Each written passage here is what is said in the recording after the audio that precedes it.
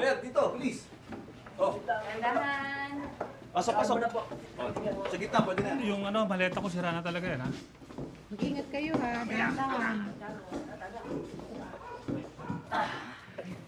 Oh, pwede na dyan. Ay, Ayos. bakit parang ang itim nung kisame natin, di ba? Pinapinturahan na natin, ya?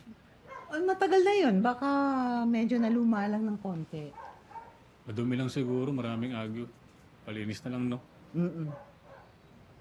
Kulang na ng bumbilya yung chandelier, oh. Pumutok yun ng, kailan ba yun? Isang linggo yata. Hindi bale, bili na lang tayo ng bagong bumbilya.